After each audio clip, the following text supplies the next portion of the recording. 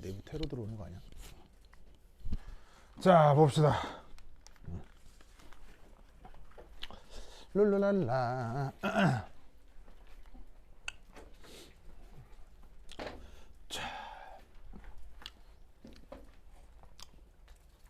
자, 여기에 아주 이제 묘한 아니지. 메이크업 또 잘 나와야 되니까. 그렇지. 그게 네, 그 어릴 때는 이렇게 입고 다니는 거 있잖아요. 엄청 신경 썼거든요. 진짜로. 한 내가 한국 강사를 처음 했던 게 30대 초반이었는데 그때는 아마 내가 그 벌었던 돈의 한 80% 정도를 옷 사는 데 썼을 거예요. 진짜. 그래가지고 어느 정도냐면 저기 청담동이나 이렇게 압구정동 백화점 가면요 직원들이 우리 가족을 다 알았어. 나하고 김선아하고 정가연이 가면 모든 백화점의 직원들이 다 알았어. 왜냐면 거기 가서 막 맨날 쇼핑하니까. 예. 그 정도로 막 입고 막 이런 거, 막 옷 이런 거에 신경을 많이 썼었거든요. 근데 그 압구정 어느 정도냐면 명함도 받은 적 있다니까. 이게 저기 청담동 돌아다니는데 누가 명함을 주면서 스타일 너무 좋다고. 그러면서 막 명함 주고 뭐 어디에 댓글 좀 남겨줘. 그런 거 됐었다니까. 근데 몇 살 지나고 나서부터 힘들어요. 힘들어. 이게 있잖아. 왜 그런 거 있잖아. 얼죽코 알아요? 얼죽코? 얼죽코 이 말 알아요? 얼어 죽어도 코트. 그거? 왜 뭐야? 옷잘 입는 사람은 여름에 덥고 겨울에 춥고 뭐 그런 거 있잖아요. 진짜 내가 그랬었거든요. 근데 이게 나이가 들고 할아버지가 되다 보니까 그 예쁘게 입고 다니는 게 너무 힘들어. 막 너무 힘들어. 그래가지고 이제 어느 순간부터 그냥 다 포기하고 그냥 이렇게 들고 다닌 거예요. 막 그냥 똑같은 거 일주일 내내 입고 막 뭐 집에 나 옷 진짜 많거든요. 뭐 남자친구는 옷이 엄청 많은데 그냥 아무거나 잡히는 거 그냥 일주일 내내 그것만 입어요. 예. 그러니까 사람이 나이가 들수록 너무 추리해지고 뭐 이래가지고 그걸 좀 가려야 될 것 같아. 그래서 지금 화면으로 나올 때는 조금 괜찮나요? 자, 봅시다. 자, 그 다음 문제. 자, 여기 BaCl2라고 하는 녀석이 있는데 여기 보시면은 자, 바륨이라고 해서 2 플러스 양이온이고요. 그 다음에 Cl은 1 마이너스 음이온이죠. 그래서 이렇게 양이온, 음이온으로 되어 있는 이런 화합물을 무슨 화합물이라고 하죠? 양이온과 음이온으로 되어 있는 이런 화합물. 이게 딱 이제 뒤에 10몇 번에선가 또 이걸 또 이온 결합 화합물에 대해서 좀 설명해 보라는 문제도 있긴 하지만 어쨌건 간단하게 이렇게 양이온, 음이온으로 되어 있는 이런 화합물을 뭐라고 하죠? 바로 염이라고 합니다. 자, 염을 영어로 뭐라고 하게? 염. 그렇죠. salt라고 합니다. 그래서 이온 결합 화합물을 다른 말로 염이라고 하는데 그 염에 지금 묘한 표현이 하나가 붙어 있어요. 여기에 짜자자잔. 자, 저런 표현 본 적 있나요? 네, 본 적도 있을 거예요. 그런데 예를 들면 여러 양론 문제를 풀다가 본 적도 있을 것인데 내 예상으로는 저것의 정확한 의미가 뭔지를 아는 사람은 많지 않을 것 같아요. 자, 저것의 정확한 의미는 뭐냐면, 그러니까 이게 지금은 H2O가 2개 있다라고 되어 있는데 그것은 염의 종류에 따라 천차만별이에요. 뭐 누구는 3개, 누구는 4개 이래서 종류마다 다른데 그 H2O의 개수가 달리 붙어 있는데 이때 여하튼 이온결합 염에 이렇게 점땡이, 특히나 요 점땡이 표시를 하고 물 몇 개를 붙여놓은 이런 것을 뭐라고 부르냐면 우리말로는 결정수, 이런 식의 표현을 씁니다. 결정수.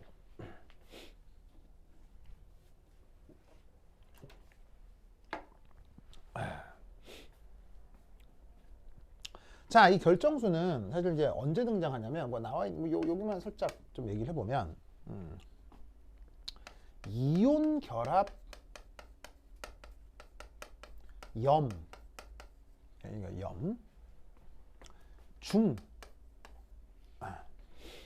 안정성이 떨어지는 녀석이 있을 수 있습니다.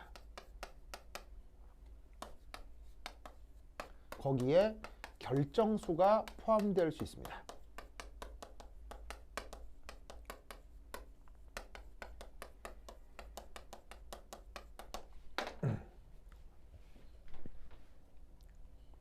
자, 우리가 보통 이온결합 화합물이라고 하면 우리가 보통 안정하다 그래요, 불안정하다 그래요? 우리 이온결합 화합물이라고 안정한 화합물이라고 해요, 불안한 화합물이라고 해요? 보통 안정하다고 하죠. 그래서 우리 지구에는 이온결합 화합물이 별로 없어요. 억수로 많아요. 천지백가리로 많아. 억수로 많다고. 알겠죠? 그래서 보통은 이온결합 화합물이 안정성의 대명사인데 그것도 다 그런 게 아니라 때때로 아닐 수도 있다는 얘기예요. 무슨 말이겠죠? 이온결합 화합물인데 내부의 구조적인 어떤 특징 때문에 좀 안정하지 않을 수 있어요. 뭐 억지로 심각하게 불안정하다 뭐 이것까지는 아니어도 그 안정성이 상당히 떨어지는 녀석이 있을 수가 있다는 얘기죠. 그러면 어떤 식으로 그렇게 안정성이 좀 좋아지고 떨어지느냐에 대한 구체적인 얘기는 나중에 좀 더 좀 생각을 해보도록 하고요. 우선은 약간 지금 이제 인트로덕션에 대한 얘기를 좀 하면 그럴 때 뭐가 나타난다? 결정수가 포함되는데 이유가 뭐냐면 바로 이것 때문입니다. 같은 전하의 이온 간 청력.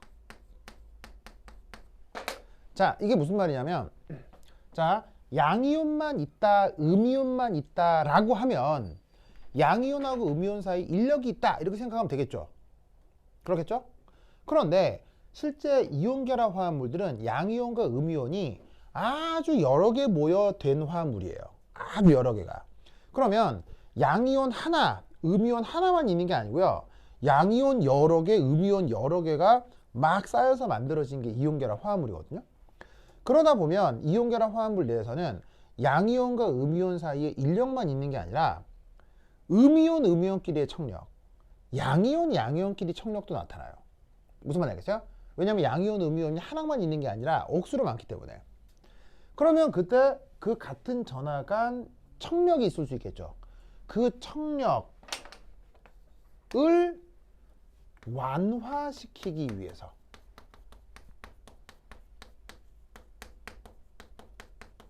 이렇게 H2가 이온 사이에 끼어 들어갑니다. 그걸 뭐라고 부른다? 결정수라고 해요. 아시겠죠? 그래서 어떻게 되냐면 뭐 예를 들면 뭐 이럴 수 있죠. 그러니까 그렇지. 그러니까 뭐 어떤 예가 있을까? 뭐 예를 들면 범퍼라는 말 있잖아요. 범퍼. 그래서 놀이공원 가면 범퍼카 뭐 이런 것도 있고요. 왜 그 범퍼라고 하는 게 뭐예요? 차 앞뒤로 붙어 있는 이 좀 큰 플라스틱 조각을 범퍼라고 하잖아요. 그게 붙어 있는 게 뭐예요? 만약에 차들끼리 충돌이 이루어졌을 때 그 충격을 좀 완화할 수 있게 붙어 있는 장치가 범퍼죠. 그런 것처럼 어떤 음이온, 음이온끼리건 양이온, 양이온끼리건 구조적으로 이상하게 가까워져 있는 거야. 이상하게 가까워져 있어. 그러다 보면 그들 사이에 청력이 커질 수 있으니까 그 사이에 H2가 싹 끼어 들어가서 이 둘을 살짝 벌리는 거예요. 무슨 말인지 알겠죠? 그런 역할을 하는 게 바로 결정수입니다. 그런데 이 H2 결정수가 어떤 양이온 사이에 들어가는지 어떤 음이온 사이에 들어가는지 하는 것은 결정마다 성격이 다 다르겠죠. 그러니까 일반적으로 뭐라고 얘기는 할 수는 없는데 이런 역할 때문에 결정수가 포함되어 있는 거예요. 알겠죠? 그러니까 저 결정수는 뭐 이렇게 억지로 빼낼 수 있는 거예요? 그냥 항상 자연스럽게 거기 있는 거예요. 마치 원래 그게 그 물질인 것처럼 거기 항상 들어가 있는 거예요.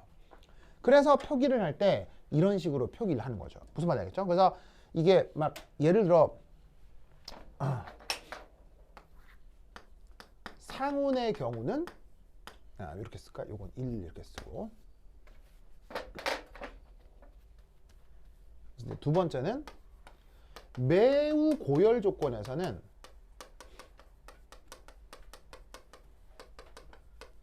저 결정수를 증발시킬 수 있습니다.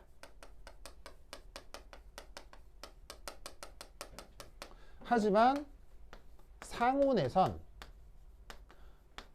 원래 그 물질이 원래 그랬던 것처럼 저 결정수는 항상 그대로 존재하게 되어 있어요.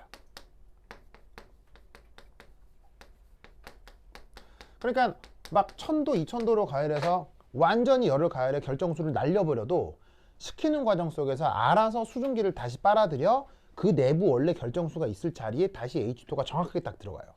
그러니까 진짜로 마치 하나의 물질처럼, 하나의 거대한 화합물처럼. 아시겠죠? 그래서 뭐 근본적으로는 이제 물리적 상호작용으로 H2가 들어가 있는 거긴 하지만 마치 화합물인 것처럼 이온과 이온 사이에 딱 정해진 만큼의 H2가 싹싹 들어가 있을 수 있는데 그런 것들의 표현을 이렇게 합니다. 아시겠죠? 그래서 얘는 마치 이게 한 물질인 것처럼 생각하는 게 양론적으로도 편리해요. 아시겠죠? 그래서 이 논리를 꼭 기억해 두시기 바랍니다. 자, 그럼 이제 여기에서 드디어 용액 만들기를 한번 해보도록 하죠. 자, 여기서 우선 첫 번째 1은 했고요. 두 번째 2 용액 맹글기. 자, 첫 번째 1 용액 중 그래서 필요한 Cl-의 몰수를 구해봅시다. 자, 목적으로 하는 그 용액의 성격이 요 Cl-가 이 농도로 이 부피만큼 있기를 원해요. 그럼 아까 얘기했듯이 농도가 있고 부피가 있으면 바로 뭘 알 수 있다? 몰수를 알 수 있다고 했죠. 그래서 저 Cl-의 농도가 현재 지금 0.074인데 편의상 여기에 있는 이 대문자 M을 뭐로 바꿀 수 있다고 했었죠? 몰 퍼 리터로 바꿀 수 있다고 했죠. 그럼 단위에 주목한 상태에서 짜잔 이렇게 부피를 곱해주게 되면 자 뭔가 계산의 결과가 나오겠죠. 그 계산 결과가 얼마야? 37. 그래서 0.074에다가 500 곱하면 진짜 37이 나와요. 이때 단위 한번 보시면 리터 나가리 되고 어떤 단위 남아요? 몰과 밀리가 남죠? 제가 어떻게 표현한다? 37 밀리몰. 그래서 목적으로 하는 용액 500ml 안에는 염소가 37 밀리몰 들어간다 이런 말이죠. 아시겠죠? 이때 두 번째 이 이온 결합 염은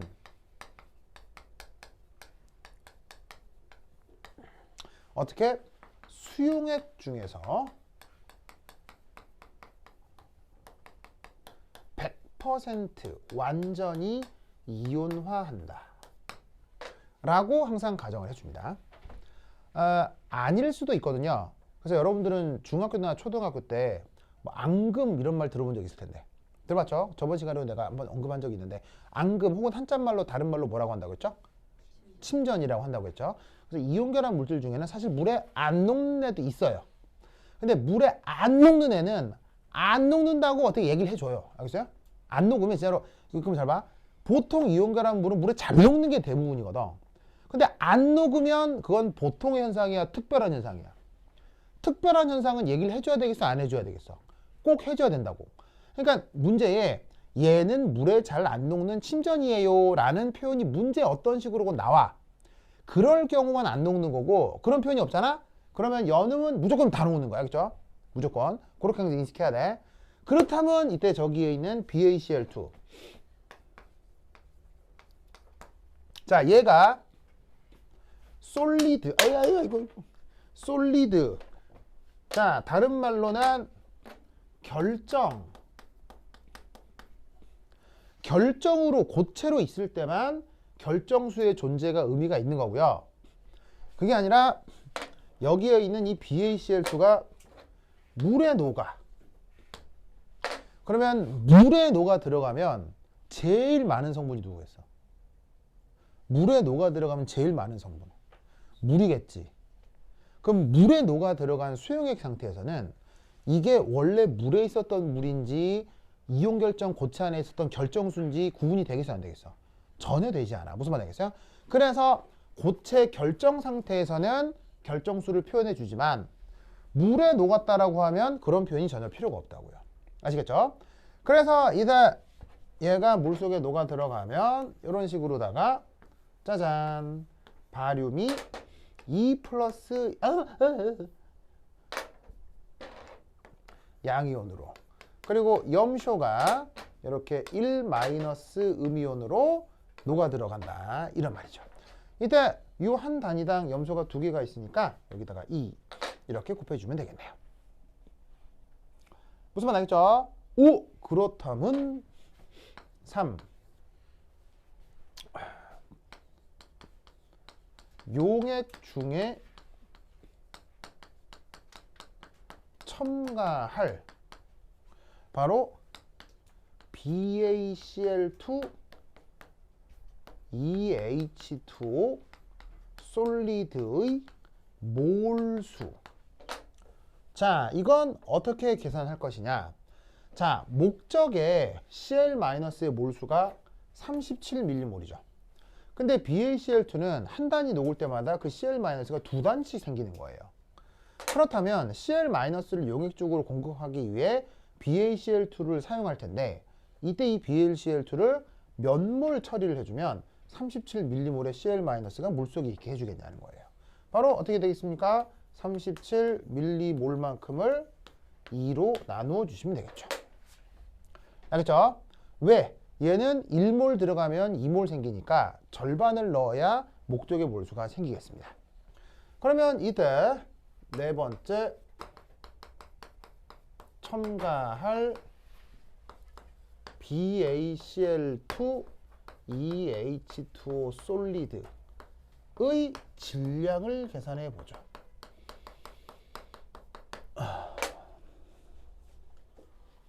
자, 이때 질량을 알고 싶어요. 무엇이 결정되어 있을 때? 몰수가 결정되어 있을 때. 그러면 뭘 알면 질량을 결정할 수 있을까요? 바로 얘의 뭘 알아야 되겠어요? 몰 질량을 알아야 되겠죠? 아, 분자량이라는 표현을 쓸 수도 있으나 여기서는 분자량이라는 표현이 조금 부적합합니다. 이유는? 네, 이온 결합 화합물은 분자로 존재하지 않거든요. 존재하지 않기 때문에 분자량이라는 말보다는 몰 질량이라는 말이 조금 더 좋습니다. 혹은 뭐 화학식량 이런 것도 좋고요. 나쁘지 않고요. 근데 분자량은 조금 부적합합니다. 그래서 만약에 이 녀석의 분자량을 구한다라고 이렇게 논술을 했을 경우 교사 선생님이 감점을 할 수도 있습니다. 아시겠죠? 그래서 이온 결합 물질은 분자로 존재할 수 없다. 어쨌거나 이 녀석의 몰 질량이 얼마로 되느냐?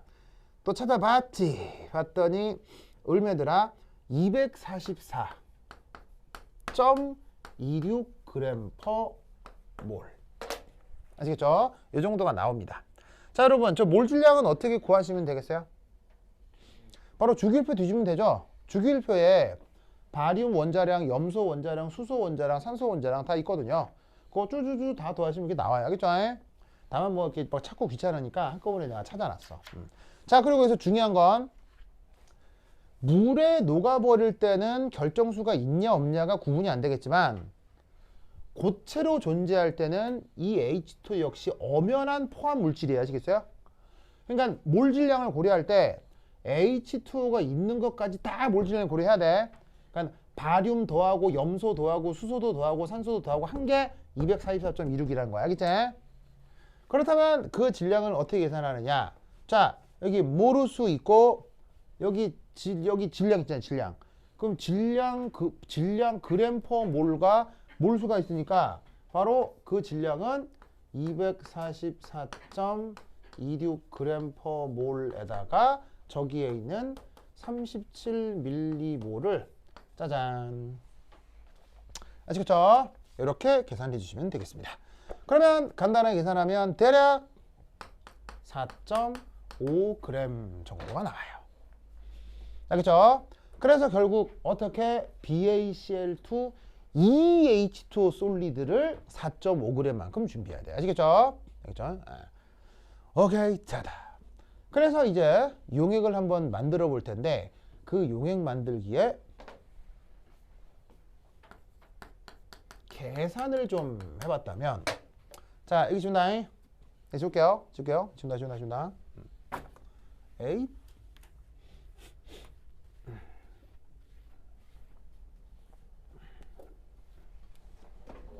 바로 세 번째.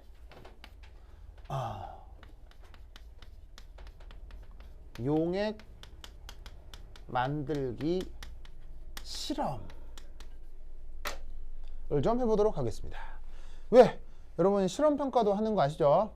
그래서 이제 실제 용액 만들기와 관련된 실험 문제가 나오기도 하니까 또 관련돼서 좀 설명을 드리도록 하겠습니다. 자,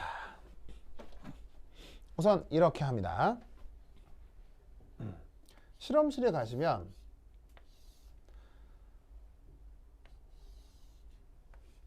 저울이 있을 겁니다. 저울. 자, 이 저울에 접시를 딱 놓고요. 짜잔. 자, 이게 누구란 얘기예요? 지금 저기에 있는 BaCl2 2H2 솔리드겠죠. 그게 몇 g이 될 때까지? 몇 g이 될 때까지? 4.5g이 될 때까지 저울로 측정을 하는 거예요. 무슨 말 알겠죠? 자, 이때 이 BaCl2 2H2가 들어있는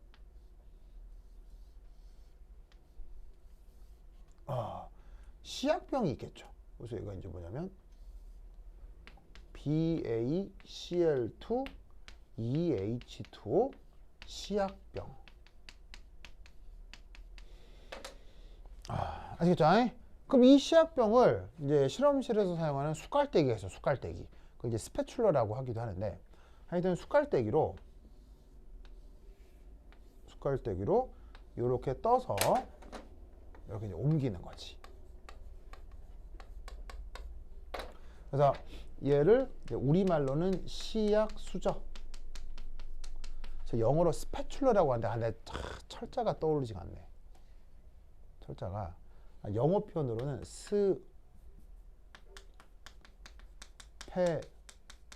스패츌러라고 하는데, 이게 철자가 안 떠오르네. 네. 나중에 한번 찾아보세요, 그죠? 스패츌러 철자 한번 찾아보세요. 이렇게. 그래서 이제 실험실에서 사용하는 숟갈대기를 이용해가지고 딱 퍼가지고 옮기는 거야. 이때 감점 요인이 하나가 있어요. 무슨 감점 요인? 자, 시약병이 있다면 이 시약병은 당연히 뭐가 한 세트겠어요? 뭐라고? 크게. 당연히 뚜껑이 있을 거 아니에요. 뚜껑 어디 갔어? 뚜껑 어디 갔어? 자, 뚜껑을 열어야 이걸 옮길 수 있잖아. 근데 이제 뚜껑 어떻게 되냐고. 뚜껑을 이런 게 다 감점 요인이야. 뚜껑을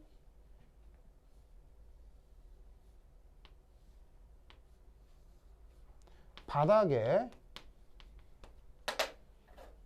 이렇게 두어야 합니다. 이렇게 두시면 감점입니다. 아시겠어요? 뚜껑을 열어서 뚜껑 안쪽 면이 바닥을 향해 닿게 하면 나중에 바닥에 있는 어떤 아주 미세한 물질들이 다시 뚜껑을 닫으면서 내부로 들어가 오염시킬 수 있겠죠.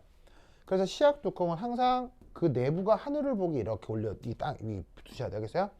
아주 사소한 행위인데 실험 조교들 중에나 어떤 평가하는 교사들 중에는 그런 거 딱 보고 감점하는 사람 있을 수 있어요. 알겠죠? 알겠죠? 알고.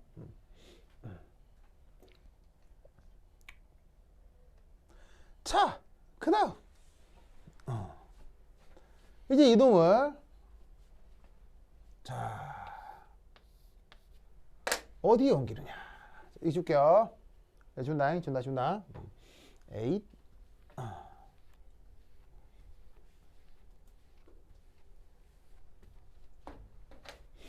자, 여기 이제 뭐를 준비하냐면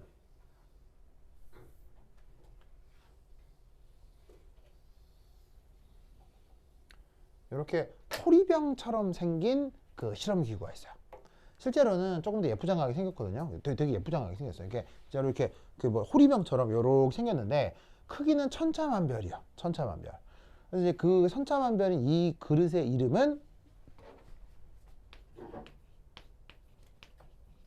볼루메트릭 플라스크예요. 우리말 번역은 부피 플라스크. 그냥 딱 보면 느낌이 올 거예요. 그러니까 이렇게 생겼거든요. 호리병처럼 이렇게 생겼어요. 여기에 숫자가 딱 써 있어요. 이렇게 숫자가 딱. 이 숫자도 다양해요. 뭐 아주 쬐끄만 건 막 10ml짜리도 있고, 그러니까 10ml짜리 부피 플라스크, 볼루메트릭 플라스크, 그냥 손가락만한 이렇게 조그만 것도 있어요. 되게 예뻐요. 그러니까 그래서 이게 얘 중에 조그만 것들이 예뻐서 그 실험실에 막 그 뭐냐면 실험생을 하다가 이 예쁜 거는 한두 개씩 집에 가져다가 이렇게 두기도 해요. 왜냐면 되게 예쁘장하고 예쁘거든요. 예. 그래서 요만한 10ml짜리도 있고요. 2리터짜리도 있어요. 2리터. 삼다수 한 통 다 들어가는 거. 무슨 말이야? 크기는 천차만별이야. 아시겠죠? 이때 이 벽에 어떤 숫자가 뚜시 쓰여 있을 텐데 여기에 짜잔 이렇게 눈금이 있어. 눈금이 딱 하나밖에 없어. 눈금이 여러 개가 있는 건 부피 플라스크가 아니야. 그죠? 눈금이 딱 하나가 있어. 그럼 눈금 그 딱 하나 얘가 뭐냐? 바로 여기까지 채우면 500ml라는 뜻이야. 무슨 말이죠? 그래서 그 숫자만큼의 부피를 딱 여기까지 채우면 된다라고 해서 이제 이렇게 이런 식으로 눈곱이 딱 하나가 있지. 무슨 말이겠죠? 자, 여기에 자, 이제 어떻게 하냐면 여기에 있는 요 그릇. 요 그릇을 그대로 옮겨와. 이렇게 그대로 옮겨와. 그럼 여기 이제 가루가 이렇게 있겠지? 이렇게? 이것도 참 희한한 게 당연히 그 뭐냐면은 시절이 흐를수록 이런 이제 실험 기구나 실험 장비들도 당연히 더 후퇴하겠어. 이렇게 세련돼지겠어. 당연히 더 세련돼질 거 아니야. 그래서 이게 사실은 라떼는 알겠어요? 라떼는 이게 여기 이게 조그만 이게 시약 그릇이 있잖아요. 이게 지금 여기 이제 이렇게 생긴 게 이게 시약 그릇인데 이게 라떼는 시약 그릇이 아니었고요. 뭐였냐면 기름종이었어요. 기름종이. 그 기름종이 알죠? 이렇게 그러니까 종이는 종인데 투명한 것 같은데 이렇게 뿌해가지고 좀 덜 투명한 종이. 한쪽 면 만지면 이렇게 매끈매끈한 거. 그거를 이게 네모 반듯하게 잘라갖고는 이렇게 한 번 접고 두 번 접어가지고 이렇게 예를 들면은 뭐 이렇게 만드는 거지. 한 번 접고 두 번 접어가지고.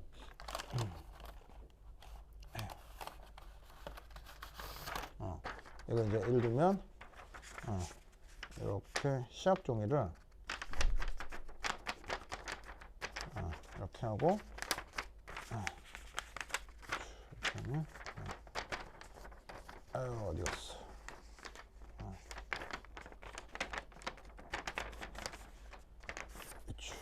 그렇구나. 그리고 자 시약 종이를 이렇게 이제 네모 반듯하게 준비를 한 다음에 얘를 이렇게 한 번 이렇게 딱 접고 또 한 번 이렇게 딱 접어주는 거예요. 그러면 이렇게 그릇이 종이가 이렇게 약간 홈이 생기잖아요. 이렇게 요거를 저울 위에 올려놓고 여기다가 이렇게 스패츌러로 똑똑똑 떠가지고 이 질량을 잰 거야. 무슨 말 알겠죠?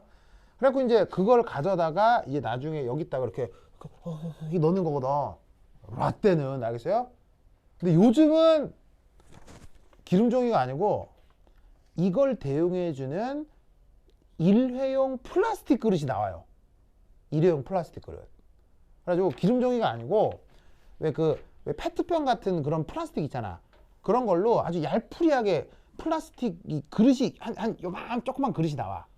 근데 그게 이제 그 업체에서 사면은 이게 요만한 게 플라스틱 그릇으로 이렇게 쫙 이만큼 해봐야 몇천 원. 무슨 말 알겠어요?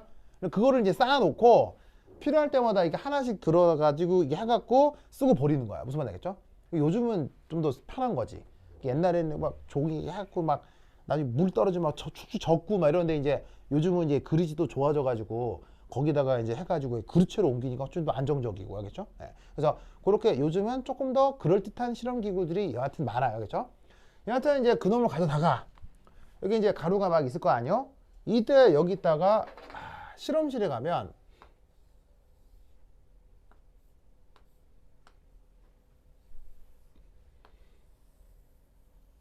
짜잔 이렇게 생긴 그릇이 있어.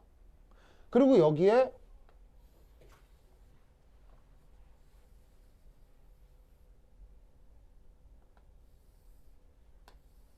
이렇게 내부 빨대가 있고 이 안에 슉슉 증류수가 담겨 있지. 무슨 말 알겠죠? 이 녀석의 이름을 우리말 번역으로는 세척병. 그러니까 여기서 세척은 일종의 설거지 할 때도 쓴다 뭐 이런 뜻인데 영어 표현으로는요 스퀴즈 보틀이에요. 스퀴즈가 뭐예요? 스퀴즈 꾹꾹꾹 짜다. 왜냐면 얘가 플라스틱으로 돼 있어서 소재가 플라스틱이어가지고요 꾹꾹꾹 짜면 그 압력 차이에서 물이 줄줄줄 나오는 거예요. 무슨 말 알겠죠? 그러면 물이 줄줄줄 나오니까 여기서 증류수가 쭉쭉쭉쭉 이렇게 나오겠죠? 무슨 말 알겠어요? 그럼 이제 실제로는 이렇게 멀리 하면 더 가까이 돼가지고 물이 멀리 튀지 않게 조심스럽게 하겠어요? 물을 조심스럽게 이게 뭐냐면 이게 재밌다 그 불구구 이렇게 하려는 게 아니고 알겠어요? 그러면 다 튀어 알겠죠? 그러면 안 돼. 그거 가지고 이게 조심스럽게 물을 샥샥 물을 조심스럽게 넣어가지고 여기 있는 고체 화합물을 이런 식으로 이게 이렇게 녹여 흘리는 거야. 무슨 말 알겠죠? 알겠죠? 이때 당연히 아까도 얘기했던 것처럼 막 재밌다고 조금 이러면 다 튀니까 그러면 안 되고 최대한 조심스럽게 물을 살짝 흘려 넣는 거예요. 그러면 여기에 있는 증류수와 여기에 있는 이 고체 용질이 동시에 이 안으로 들어갈 수 있겠지. 무슨 말 알겠죠? 그리고 나서 얘를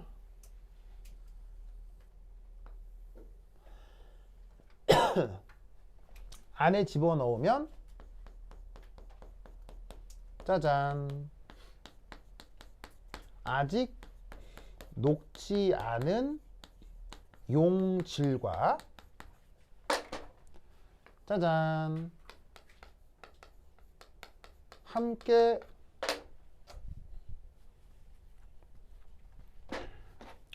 들어온 용매. 지금은 물이겠죠. 이렇게 될 거다 이런 말이지. 무슨 말 알겠죠? 이때 명심할 것은 이 용매를 우선은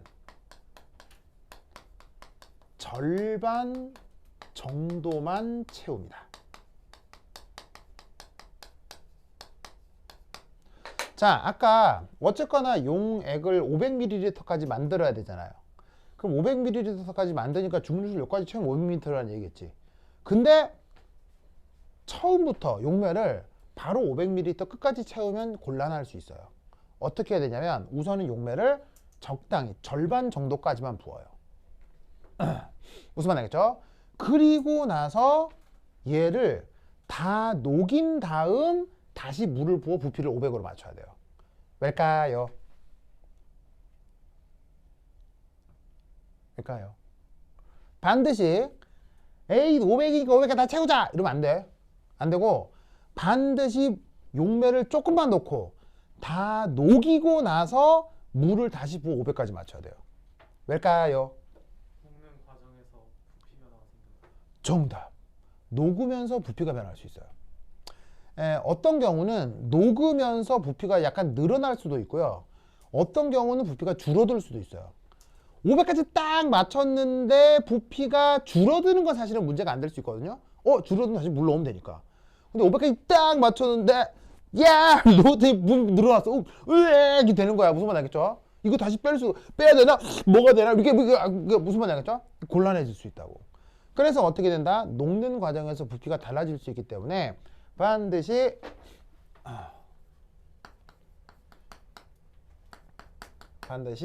다 녹이고 난 후 어떻게? 다시 용매를 채우는 겁니다. 그래서 목적으로 하는 부피가 있을 거 아니에요? 거기까지는 나중에 채우셔야 돼요. 아시겠죠? 알겠죠?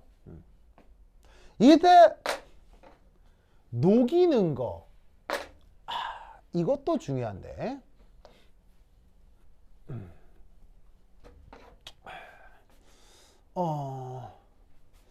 제목을 하나 넣을까? 1. 보통의 순서. 두 번째, 2. 고체 용지를 액체 용매에 녹이기. 자, 첫 번째 1. with magnetic stir.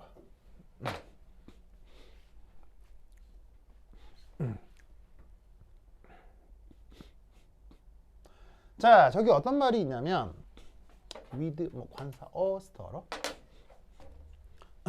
자, magnetic이 무슨 말이에요? 자석. 그 다음에 스터러는 젖게. 뭐 젖는 게 뭐 이렇게 젖는 거잖아. 근데 젖는데 자석이 저어줘. 이런 거 본 적 있을 텐데. 본 적 있는 사람? 있죠? 본 적 있죠? 좋아. 자, 뭐냐면 요렇게 화학 실험실에 가면 이상하게 생긴 장비가 하나가 있어요. 그래서 요렇게 판때기에 밑에 좀 공간이 있는 어떤 실험 장비가 있거든요. 그럼 얘는 이 안에 전기 모터가 있어요. 모터에 이 내부에 이런 식으로다가 N극과 S극이 있죠. 그런 상태에서 저런 식의 섞어야 되는 이런 실험을 하게 될 때 이때 여기에 자, 짜자자잔, 바로 이게 바로 매그네틱 스터러예요.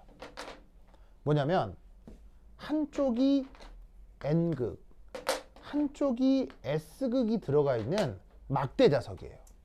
근데 이 막대 자석도 크기가 천차만별이에요. 천차만별. 콩알만한 것부터요, 엄지손가락만한 것까지 천차만별이에요. 그래서 억수로 다양해요.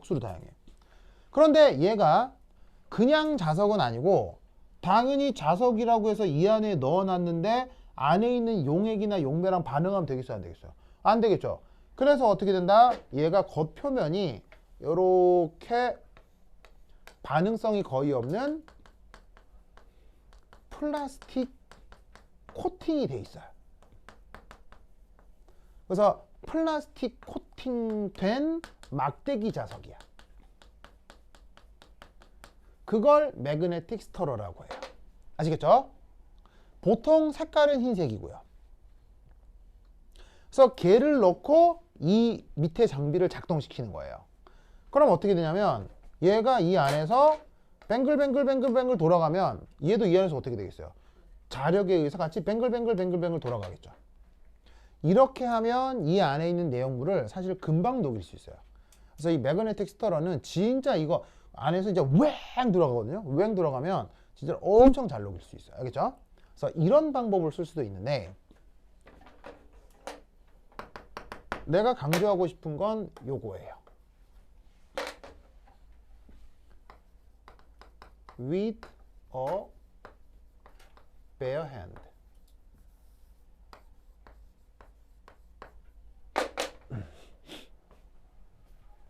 저런 매그네틱 스터러가 있으면 활용하면 되는데 장비는 항상 있을 수도 있지만 없을 수도 있잖아요.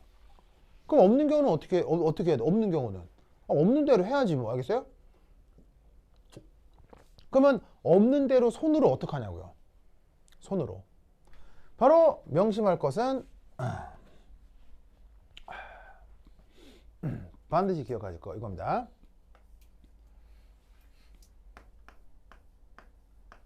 Do not up down shake.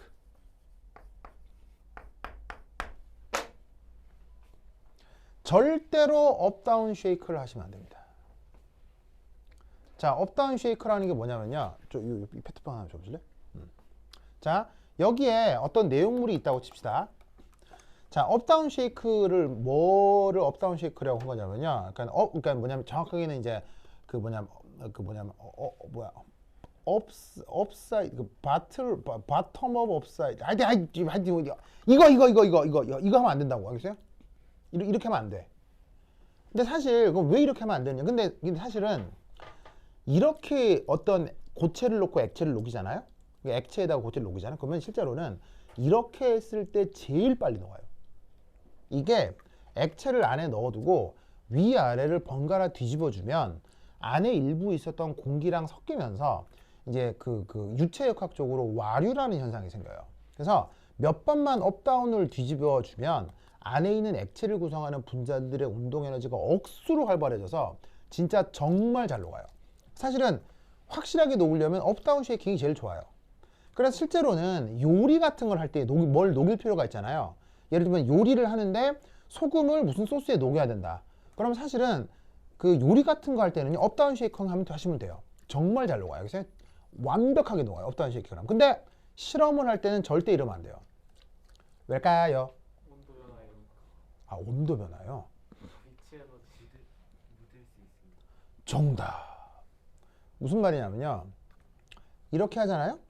그럼 이 안에 내용물이 뚜껑에 묻어나와.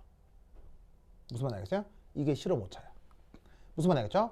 그래서 요리를 할 때는 업다운 쉐이킹을 해도 되지만 화학 실험을 할 때는 절대로 업다운 쉐이킹을 하면 안 돼요. 뭐 온도가 올라간다 할 수 있는데 온도가 올라가면 식히면 되죠 뭐. 약간 뚜껑을 열어서 벤팅 시켜도 되고요. 그래서 업다운 쉐이킹을 하면 내용물이 뚜껑과 이 사이로 약간 묻어나올 수 있어요. 근데 그게 다 실험 오차가 되기 때문에 실험을 할 때는 절대 이거 하면, 그러니까 실험실에서 이거 하고 있잖아요. 그럼 바로 감점이에요. 그렇죠? 바로 감점이야.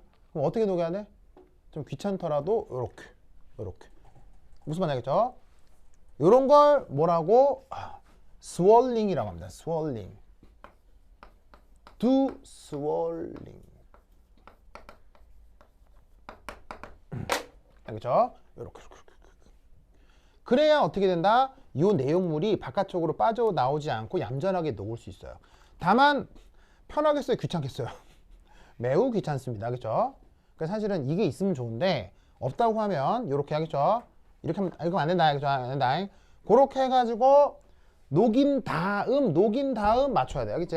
맞춰야 돼. 그래서 사실은 별거 아닌데 이게 한 번도 안 해본 사람은 약간 좀 어색할 수 있죠. 그럴 때 이제 평가가 될 수도 있으니까 이런 생각들을 좀 기억을 해두라 이런 말이야. 그렇죠? 그래서 이제 이렇게 용질의 양을 계산을 하는 것과 이게 실제로 만들어 보는 건 좀 차이가 있을 수 있어요. 알겠죠? 오케이. 자, 그러면 또 10분 쉬었다 보도록 하겠습니다. 환시 같으세요.